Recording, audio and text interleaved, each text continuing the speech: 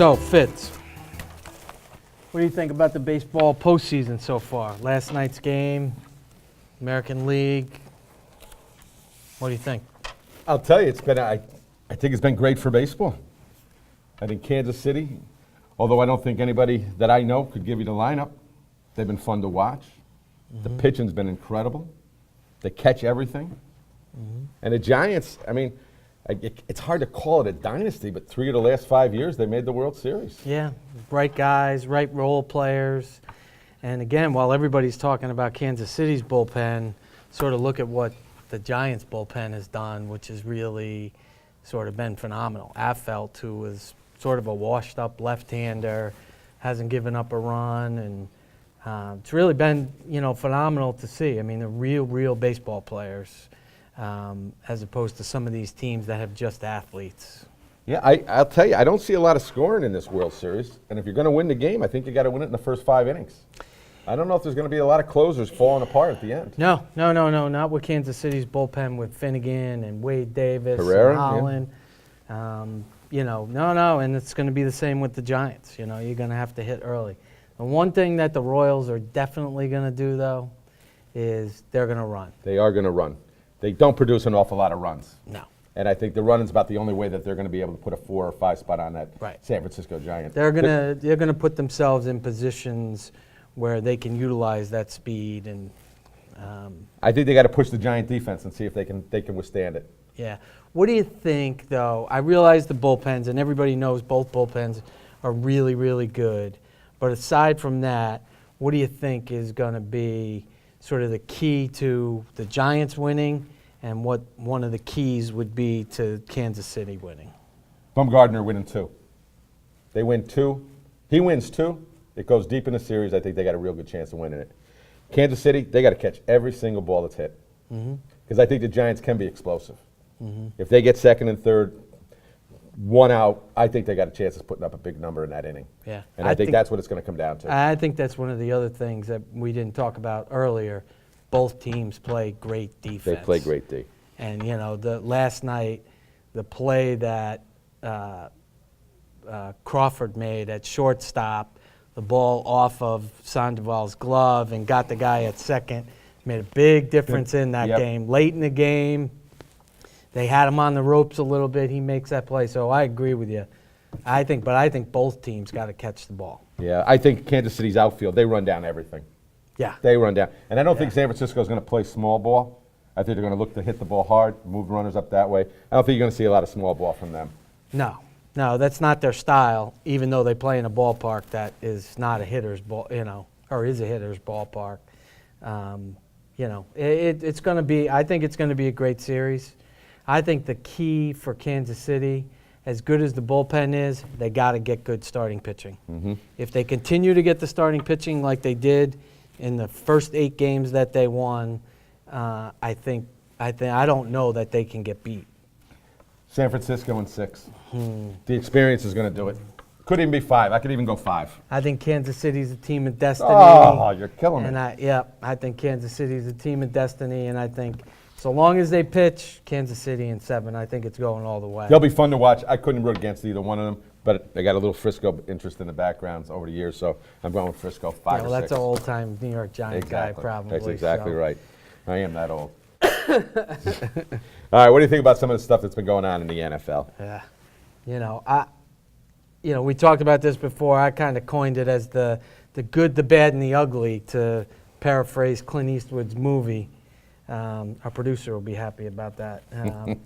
But, I think they go in a little bit of reverse order. I think the really bad is all this off-field stuff. I think the way Goodell handled the Rice situation, I think the way he handled the other 2 guys, McDonald and Hardy, by allowing those guys to continue to play, even though they had done some bad things, were really bad. And then the ugly is the amount of other guys that have come that they supposedly are unaware of.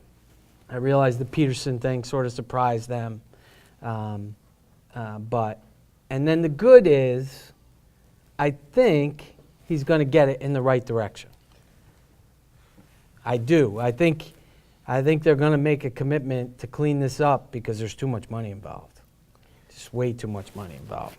I think the good, as you talk about the money, I mean, these TV networks are just throwing billions at him. Not millions, billions at him. So Goodell looks good. He's making them a lot of money. I think he should be fired. How many bad decisions can you make?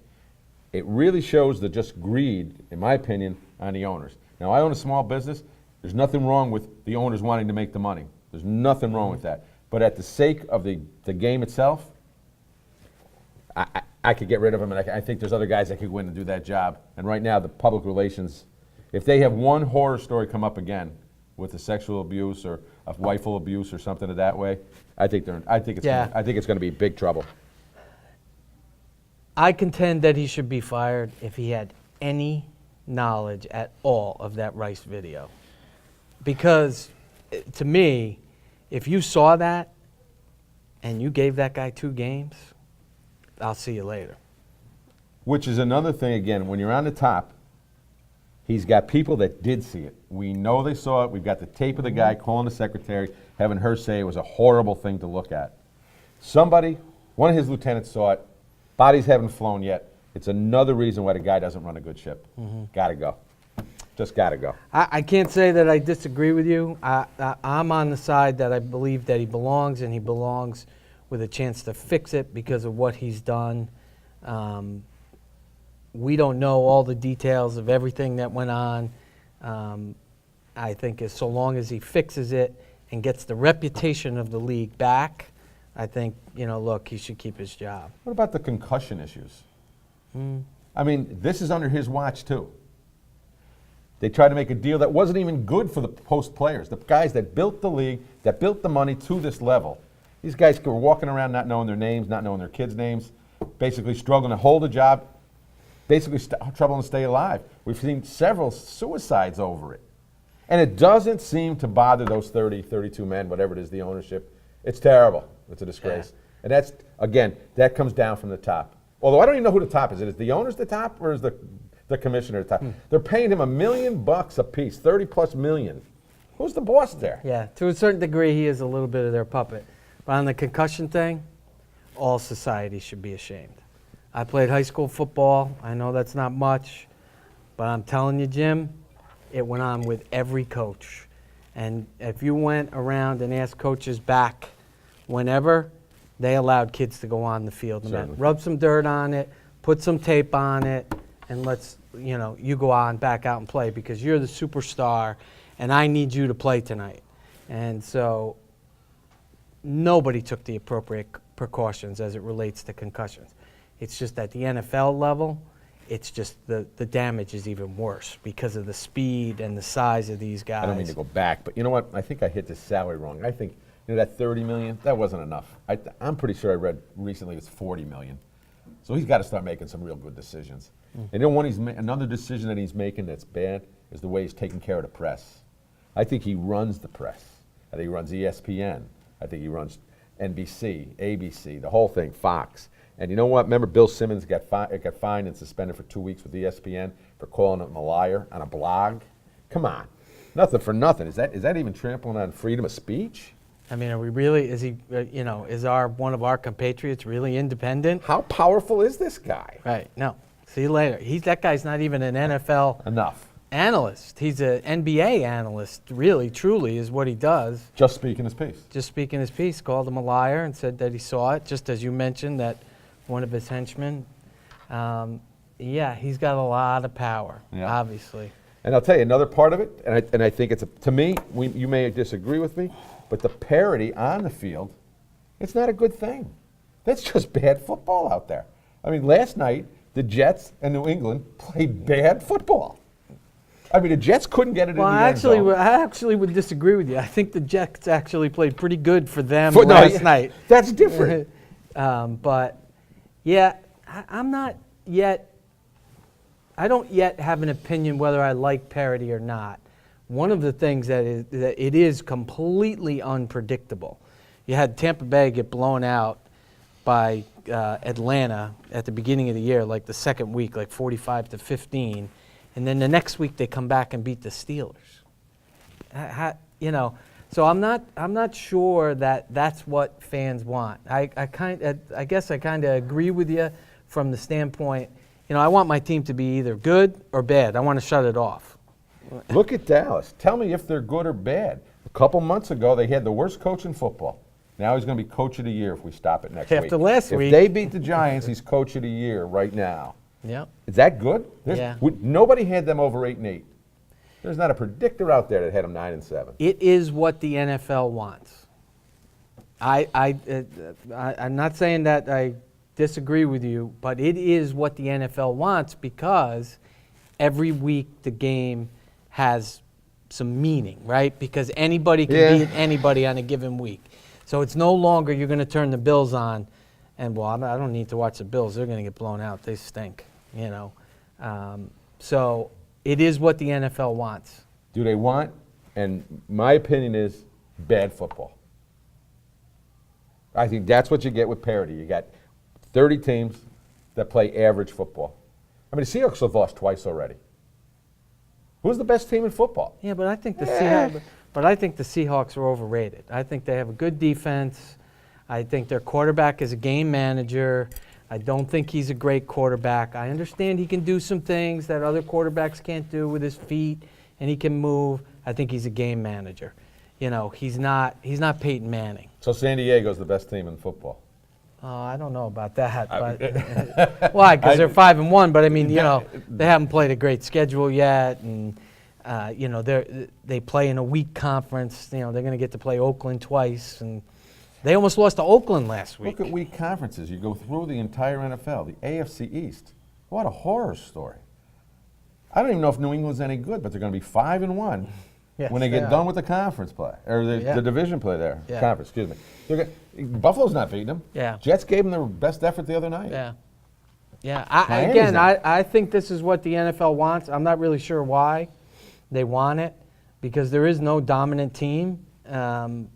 Nobody. I mean, this is the earliest it's ever been that every team's got a loss. And so I'm not really sure. Are the Broncos the best team? But they're all bad. It's what they want. Yeah. You wanted to talk to us. I know earlier today you gave me a call. Yeah, let's talk about and we talked a lot about the NFL. I know we spent a lot of time talking about the off-field stuff, and I think as the playoff picture comes on, we'll start to talk a little bit more about who's where and and how the playoffs will shape up. But why don't we spend a little time on what I think has been a great college football season thus far? So give me your thoughts and what you think some of the surprises are. And it's a huge weekend this weekend again. We've had 2 or 3 big weekends thus far. I'll tell you, I think one of the stories is, and not in so much in a negative way, but the Pac-10 and the Big Ten, they stink. The SEC is incredibly powerful, and there's a couple of teams that are hanging around out there that are good. But it's incredible how over the years those 2 conferences have gone back, and they're going way back. I mean, when Michigan is one of the average teams, and probably in the top 60, barely. The Big Ten. They're done. I would agree with you. The Big Ten stinks. I don't know that the Pac-12 stinks, because I think that the 2 Arizona teams, both are pretty good. UCLA was way overrated, as everybody has seen already, right? And so that's where I think a lot of people get that the Pac-12 isn't as good, because UCLA was so highly touted. Heisman candidate, Hundley, the quarterback. USC's in a down year.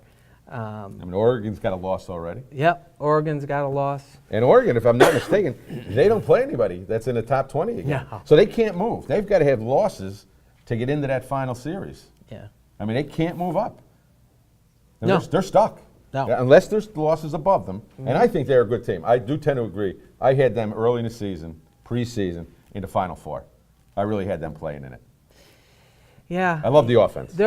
I know, but they're a high-risk, high-reward team, right? And so when they don't play good and they're not making connections with their receivers and the backs can't outrun the defense, what happens. High risk, high reward. Baylor, 52 or 53 points a week they're averaging. Yeah. 60, I think they've got twice. Yep. I mean, they're an exciting team to watch. Yep, I watched them last week. I only watched about a half of the game, and the quarterback is just back there slinging the ball and saying, somebody go catch it, please. When we were growing up, Baylor didn't score 60 points in a season. I don't think people even knew where Baylor was. I don't think I do. Where now? Yeah. You know, I think it's great for, it's Mississippi. How about that? Ole Miss, Mississippi State, tremendous seasons. Knocking off the big kids in the SEC. It's tremendous. Yeah. The big issue with them is that they all have to play against each other still, and they're going to knock each other down. And I really believe that tomorrow night's game, Florida State ND, is one of the key games, because if Florida State wins, they don't have to play anybody. Well, Notre Dame plays nobody either. They play two teams at a time. They got USC and I think they have the little sisters of the poor. And Notre Dame at the end of the season will be rated as the toughest schedule in the country. They've got Navy, Northwestern, Louisville left on the schedule. Stanford, USC, Florida State. They're going to play Arizona State. Florida State. Oh, please. Come on. Stop. You're killing me. Stop. And when do they have a stop at Navy or Army? Come on. And tomorrow night, when they beat Florida State, and we're back here in a month, then we'll see what you got to say, because they are going to beat that them opened up on at Saturday 13 night. and a half. Now, it's off the board because of some of the other things we'll maybe get a chance to touch on. That was a 13 and a half point Florida State favor. They're still going to beat them. Okay. He's a good coach. He knows how to prepare for big games. He's done it at Grand Valley State. He did it at Cincinnati. I'm telling you, they're going to be ready for tomorrow night. They don't mind the hostile environment, and Golston is going to take them to the promised land, and they will be in the playoff. That's my prediction. I will tell you they'll be in the playoffs no matter what happens tomorrow night, because I think they'll run the table after that. I mean, I don't see how they can lose to Northwestern or Louisville. So they're going to run the table. USC's not that good. They run the table, they're in the playoffs after this. This one loss, they're all going to have one loss. Basically, they're all going to have one loss. I mean, if Florida State beats Notre Dame, they go undefeated. Again, I'm not that confident, because they do have to play Arizona State as well. Then if they're in the Final Four, if they belong in the Final Four, they whoop up on Oregon, or Arizona State, excuse me. They whoop them up. We'll see. Yeah, we'll see. I still think it's a great story with Michigan or Missouri and Missouri State. Great story. Mississippi. Okay, I got that all wrong all the way. Yeah. Let me go back on that Mississippi one. Let State. me go back on that a couple seconds. I think it's good. Mississippi State has not been a football program that has been very prominent. They've always sort of been the doormat in the SEC. I don't know whether you know this or not, but they have a legendary baseball coach, Ron Polk, who was there. Jack Clark is from there. So their baseball program is... They've always been better baseball schools. They've always been better baseball schools. But Ole Miss has legacy with the Mannings and some of those players. Yeah, been a long while, and I think it's good for the SEC that Alabama is down a little bit. I think some of these other teams that play, I still think the SEC is the best conference in the country. Top to bottom. Not even. Not an easy Saturday out there. Not even close. I mean, and they beat each other up. I mean, Arkansas almost beating Texas A&M. That game was brutal. Jameis Winston. I got to change the topic quick. Sure. Jameis Winston. All right. Is he a knucklehead? Do you take him in the first round? How high do you take him in the first round? If they let him slide, he goes to a good team. Say New England. Say he slides to the third or fourth last pick in the first round. New England's sitting there. Brady's still good, but he's aging. We got to go there. Belichick's never afraid to pick another quarterback. Can he slip that far and make them good again? I mean, young again, that quick? If I'm an owner, you can have him. If I'm an owner, I take him. He's a bad kid. I don't necessarily disagree with you, but that's not what we've been talking about for the last couple hours here. They're all out for the money. Jameis Winston's a winner on the field. That's all I'm saying. Yeah, and I'm just giving you, if I'm in that situation, I'm just not taking him, because that's not the kind of kid that I want playing for me. I think he's going to find himself in trouble. I think he's going to be out more than he's in, and there's no way that you make this many mistakes. Too many. Winning forgives everything, unfortunately, in sports. It does there. It does. It does. And I just think that there's going to be teams that cannot continue to let him drop. Yeah, no question. I mean, Jimbo Fisher has been absolutely belligerent about, well, he's here this week. He's going to play. No discussion about it. And should they be able to sign? I know it's a rule. It's not a law. It's a rule. Should they be able to sign? Should Florida State be able to make millions of dollars off of jerseys and so on, memorabilia, about his number? Well, the O'Bannon case is just actually, came out a couple it's really one of the issues when this stuff comes out. It's not legal today, but I believe that they need to be compensated something for their likenesses being used. They have to be. You can't, I don't believe that a university should be entitled to all the profits that they got from Manziel's jersey at Texas A&M. It's his name. I couldn't agree with you more. They're not buying that jersey because it says number 5 on it. They're buying it because it's Manziel's jersey. So they got to do something. I don't know what they will do, but it has to be above and beyond. It's too big today. But the rule, I mean, even like Manziel getting a half a game off, I don't even know if they're going to give Jameis a playoff. Oh, I don't think he's. I think he's playing. Yeah, so do I. No, he's playing.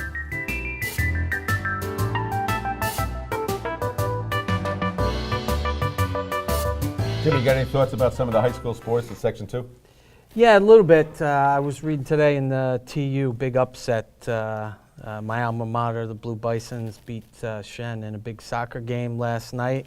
I'm sure our friend Rich Murphy will also be really happy about that. He's got to be loving it. Yeah. How about yourself? What do you? Well, I thought that game was pretty good. I mean, they're both rated pretty high in the state, but I don't think anybody saw Shaker beating them twice. Right. And good. Hats off to Shaker. I think they're both going to be tough in the state, so I think they both have a chance, I think, still to win the states. But one's got to be held back from losing right in the section. Sure. But you know what I think? I got an interesting story, I think, for high school, because everybody, we can always talk about the top teams. They're always going to be there. But there's a team out there this year they combined 3 teams and made it into one varsity team. Last year, Saratoga Catholic and Bishop Gibbons got together and played together. I think they went 2-8. It was not a really successful opportunity, but it did give the kids an opportunity to play ball. Well, this year they added Catholic Central. Catholic Central hasn't had a winning season. I'm not sure in this century. I think 2000 they might have been 5-4, something to that effect. But it's been a long time. But they put the 3 teams together. I was reading the other day, and I do know one of the kids' dads. They've got 44 kids on the team now. Almost 20 from Gibbons, a little under 20 from Catholic Central, and 8 or 9 from Spa Catholic. Now that itself is just pretty cool that they've been able to do that, and they somehow got the section to go along with it and so on. But they're 4-2. They're playing Mechanicville tonight. If they beat Mechanicville, they're going to be in the playoffs. Wow. In the C's. That's a good story, because many of those kids have gone most of their careers without a W. Yeah. It's a great thing. Especially for football, because we know that a lot of these smaller schools have trouble fielding a whole team. And, Section 2 does allow you to combine. Hockey has done it. Yes, they have. Gilderland and Mohonasen and Voorheesville, Gilderland and Voorheesville swim together. So they do allow you to do it so long as you let them know early enough so you can do it. That is a fantastic story. This coach, John Barber, who's done a great job. Apparently the kids love him, and he has done a good job. I think they're going to have a tough time against Mechanicville, but still, the fact that they've won 4 games, good for them. You're in the game. I mean, 8 kids from Spa Catholic are never going to get to play football unless they do that. And maybe be on a winning team and in the sectional hunt. So, who knows. I'll tell you, the Class AA, though, there's Shen and there's everybody else. Yeah. They could stumble. That always could happen. You play the game. But they put a pretty good whooping on CBA. Yep. And I think most people feel CBA is the second best team. They beat up Shaker early in the season. Shaker was very young. They're getting better as the season's going on. But I'm not sure they can beat Shen. Yeah. I just don't think in the playoffs. I don't think they can come back and get them in the does playoffs. I mean, Shen is just too. It does appear that they're going to be the dominant. And the big thing for them is what happens when they get out of the, the sectionals. How they do. And I believe they only have 1 or 2 state titles, and they constantly are outside the section. The only thing I would say that I like Shen's up, and again, Brent was a great coach, and you can never knock it. It's hard to knock, a man who's done so much, Right. but they pass the ball now, and they pass the ball up and down the Yeah, field. the quarterback's good. This team is good. Yeah. This team, if they brought the home state title or got into that game in Syracuse, I would not at all be surprised. Yeah. And then, you know what, there's another Catholic school team, I don't know how he does it, but Grasso at McGinn is 6-0 in the A's. Queensbury, I think, is much better, but how Grasso does it with a handful of kids coming out, I mean, he's just got to be a good coach because they keep winning. Well, he's an old-time football coach. Yes, he is. He's been around for a long time, and he's a football coach. He's a football guy, and Yeah. then somehow he gets 25, 30 kids that Yeah. want to play football for him every year through 4 classes. And it's not like they're playing weak ball. It's the A league, A level, so it's not. But there's some other good teams in the section, too. I mean, there's Queensbury, Chalmont, Schuylerville, they're in the A's and the B's. There's some good teams. Chalmont, Chalmont, I don't know how they keep doing it. They won the states in baseball. They're always tough in football. They got a good wrestling program. I mean, it's not a big school. Their girls soccer team was undefeated for like 2 years in a row and won 2 state championships back-to-back recently. That's got to be the water. Yeah. I'm not sure. Yeah, I have yeah. no idea how they're doing I it. happen to know the AD there, John Gallo. Oh, yeah. He's a great guy, and I'm sure that he's out there, working these feeder programs and are making these younger kids want to play sports. And they've been really, again, for a little school like that, they also, again, some of his facilities, they've done a good job there. They got a beautiful field, I umpire over there, and John outside Gallo, he's one of the good ADs. He comes out, he brings us up his vouchers, so he gets to know who the officials are at every game and every sport. That's pretty cool. Yeah, I mean, he's he a puts good a little guy. more time than that necessary, and just sending out. Well, you wouldn't argue with him anyways. His arms are the size of my legs, yeah. for crying out loud. But he's a wonderful guy. Yeah. But again, getting down even to the sea level, we've got Voorheesville, Hoosick Falls. What's with Hoosick Falls? Another one with the water in there. How do they keep winning? I mean, in every sport, they seem to be incredible. And I think there's 3 sections in C now. I think they got 3 leagues now. And I think Fonda's on top of the other side of it. But they're going to be tough. And they got a half a dozen teams in D that are just going to bang around, and somebody will come out of there. Yeah, just Obviously. one more week, right? And then we're on then to we the go into playoffs. playoffs and the crossovers. But if I were to have a couple picks on who could win the states, I think you could really see Shen.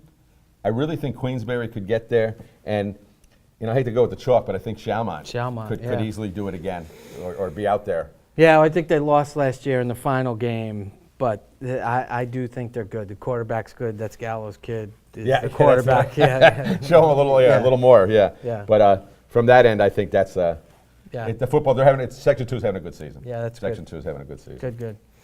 Good. Just on one other local note, because I happened to go to the U-Albany football game last Saturday. Great story. As much as they're not quite there yet, and I'm not going to spend a lot of time on it, Richmond was a really good team, nationally ranked. They were bigger than them. They weren't faster than them. U-Albany really represented itself very well. I know the score, they got beat by 2 touchdowns, but U-Albany did a really good job. I think this guy is on the road. That's a tough conference. Yes, it is. Richmond, JMU, Rhode Island, and I think that if he can continue to recruit, I mean, they got some kids that can play. So. I think that's going to be a tough ticket in just a couple of years. They're going to have to put the other side of the bleachers in, Oh yeah, they're it gonna was have to. homecoming. It was homecoming, so it was sold out. But we were talking to a friend of ours, Ryan Smith, who's the backup quarterback to their parents, and she said every week the stands are filled. Yeah. And she said, they're representing every single week, and so I'm going back. It's funny. I tried to get tickets this year, and I looked at the schedule. They had 7 home games. That'll probably never happen again. Yeah, right. But they had 7 home games, and it's a pretty reasonable price for a pretty good team. Ford got that team ready. This is a coach that really looks like he could take them to the top of that league in a couple years. Yeah, It's yeah. still a couple years away. Yeah, they're going to need some more. They need some more skilled players. Quarterback currently is good, but he graduates. They need a couple more skilled players out on the wideouts. Speed. But they've and got big. some wins this year. That'll get the kid Yeah, there. That's yeah. what's going to take. I got one more on you, Albany thought, and just changing sports is Will Brown.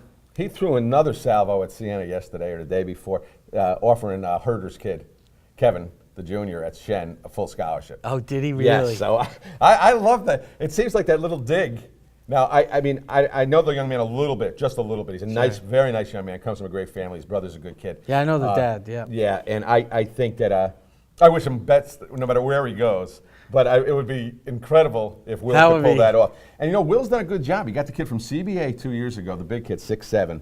And then this year he's got the Cremo kid, who most people think he's the best basketball player in the section. And then the following year, Herder could arguably be in that top 4 or 5, maybe even number 1, depending how. He just shoots the 3 up there, and it seems like it's No. It's like eating these peanuts. He just seems to be able to do it. No, so, he clearly has brought real talent to that team. They're competitive. I went out last year and saw him down at Stony Brook in the finals, and that Stony Brook team had at least one kid who's going to play professionally, the big kid who was the MVP of the league. I can't remember his name. And he was prepared for him. He stopped that kid, and obviously they won the game and went on. 4 trips to the dance. Yeah. You got to. There's not a lot of colleges Yeah. that have a coach that's brought them 4 times. No. The Big Show, of course, the big teams, Duke and Yeah. But Albany 4 times. That's and they're never going to be, at the level that they're at. You're not going to win an NCAA championship. You can't get enough kids here. Never. Albany should be ecstatic with what he's been able to do, which I'm sure they are. Oh. And for this region to be able to see that level of basketball, that's a cheap date Oh. to go to those games. It's really $5 or is. $6 to go see good basketball. Yeah. With a it's good. chance of the team arguably seeing him 2 or 3 times, and that they get to the dance. He does a great job. I got to tell you, he doesn't seem to have the talent, but come time for the tournament, he seems ready every year.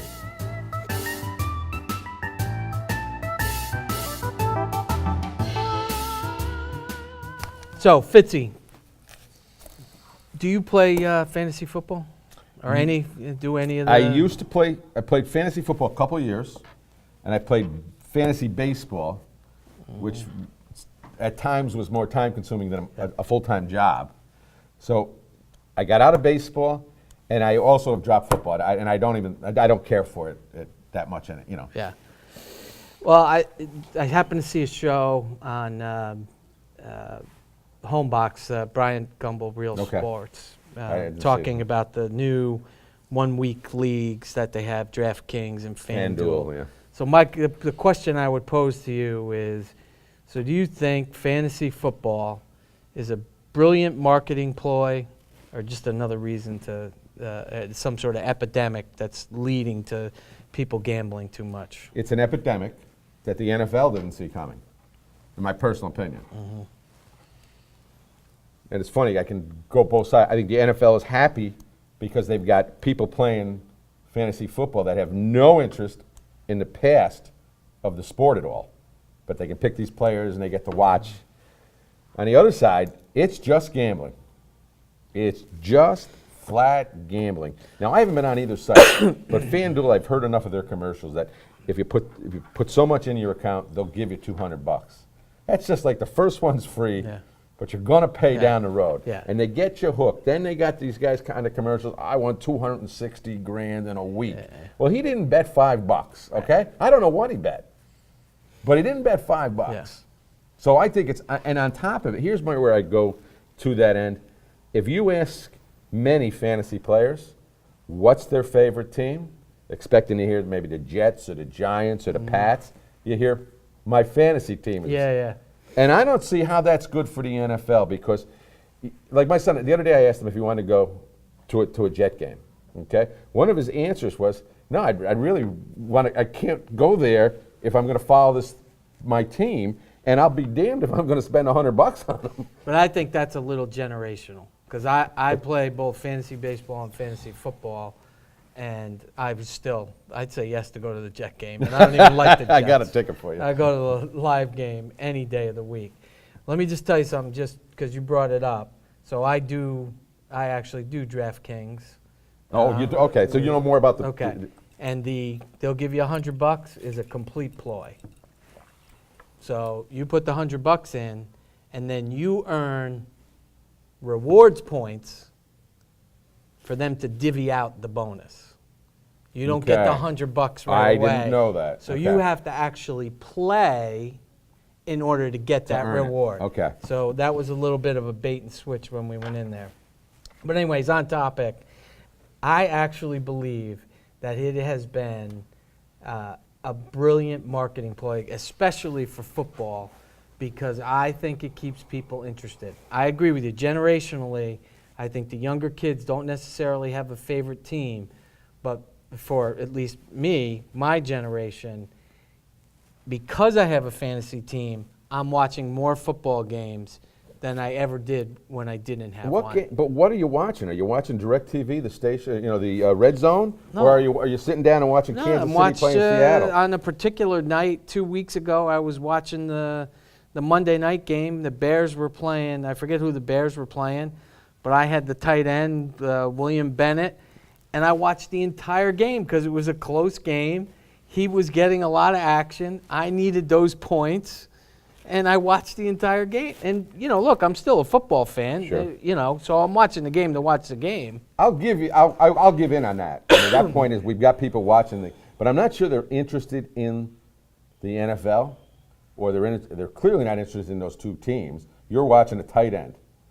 You're just watching a tight end on one team. So I'm not sure that really is that's good for the NFL. I think there are people that are just watching. That's the point I'm making. I'm watching the game. I just happen to have the tight end, so I'm going to stay tuned to it. I do think there are kids, younger kids, who are only watching to see when the ball gets thrown to the tight end. Now I'm going to take that to the point of the gambling. This is, I don't want to exaggerate to heroin or anything. This is a drug. All gambling at any level. Now I bet. I've got an offshore account. When I put 200, they match the 200. So I know that part of it too. Yeah. But I'm saying, and I'm not saying it's good that I have it. I'm just saying I think this fantasy thing is addictive. And the smart from the marketing play of FanDuel is you get a new team each week. So in other words, you can keep you'd doing be it. out if you in your league. Right. And this is where again that costs you money to do that. In your league, it might cost you $100. Some leagues are $10, $20. It's just for the They bragging have a rights. whole range of. But there's people going to get hooked, and they think when they hear those commercials, I'm going to hit it big. So instead of betting 10, geez, if I bet, and I don't know exactly, but if you bet $10, you're only going to win so much. I imagine if you bet $100, you get an opportunity. It's too hard to explain in a short show, but it is. There's a wide I don't range, think- and it's interesting in the piece on Real Sports. It's the loophole they get around. It's not deemed to be gambling because it is ruled as a game of skill. Because they talk to these guys that the one guy was a graduate student at Notre Dame in statistics. He had spreadsheets the size of Texas, and he's playing until 2 o'clock in the morning. Yep. He's got 4 baseball teams, and he's got an NFL team. He won $20,000 in the night. And so they deem it a game of skill because he has to put all this statistical information in there. So I don't know about that, but I think you're going to get a lot of, and you mentioned generational. I think you got a lot of kids that would have liked to, so to speak, be NFL fans that are gambling. That's not good. And a sport that's run on gambling is going to be just like the sports that have it. The boxing is big on the gambling. The horse racing is big on the gambling. They're dead in the water. And when something happens in the NFL, wait till you see somebody who drops a ball in the last seconds of the game, and 600, and you'll hear it on ESPN, 20,000 fantasy teams went down because Des Bryant dropped the ball. And all of a sudden you're going to say, now that people are going to say, wait a minute, whoa, 20,000 teams in the ESPN lost because of Des Bryant dropping the ball? Then you're going to throw that little hook in there. Then we're going to find out someday it's going to happen. Yeah, I don't like the gambling aspect of it. I like the concept's kind of cool. I mean, a fantasy league, but I think it gets by taking it to this level where you can play every single week. That you're right. It's going to lead to it becoming, epidemic. I mean, it's already yeah. gotten to that number, Right. to be, so to speak, epidemic. Yeah. And because there's so much of it as well, I had a good friend of mine, John Fox, who said to me, he goes, Fantasy Rouge as a fan. That's my point. Yeah, and I still root for the Giants no matter what. I'm not rooting for some guy who's playing against the Giants if he's on my fantasy team. But he said, he goes, look, you got a little something. You want that guy to do okay. Now, he's the same way. He's not going to root against the Giants, but younger generation, they don't have teams. One of my coworkers was at the Buffalo game last week. He couldn't find the stats for the game, but throughout the entire game, fantasy stats were coming up. Who scored the touchdowns, how many yards so-and-so had gotten, so on and so forth. Now, that's in a stadium with 70,000 people. That means somebody more than just a couple of people are interested in that. Yeah, absolutely. They don't care how many yards the quarterback's gotten on a game they're watching, which might be more interesting in some respects.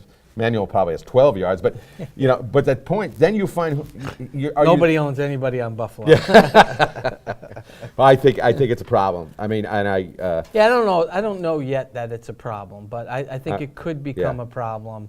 The one thing that's a couple of things that's happened is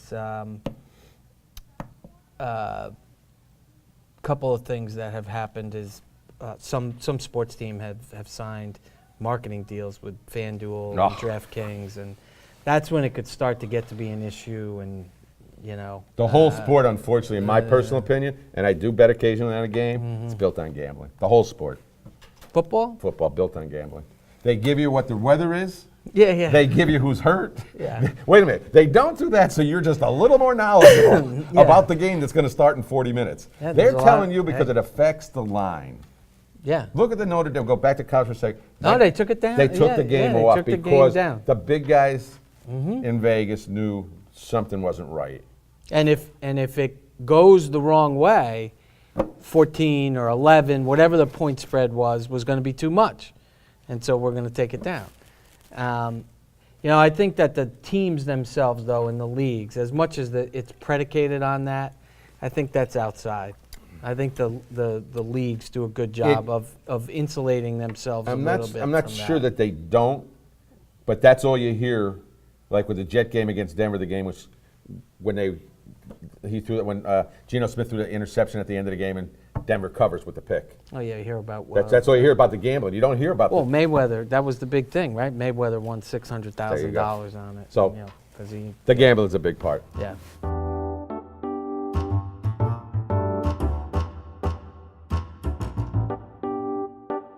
Jimmy, I know we got to head out of here, but one of the greats retired last week, and he had quite a run. So let me hear your thoughts on Mr. Jeter.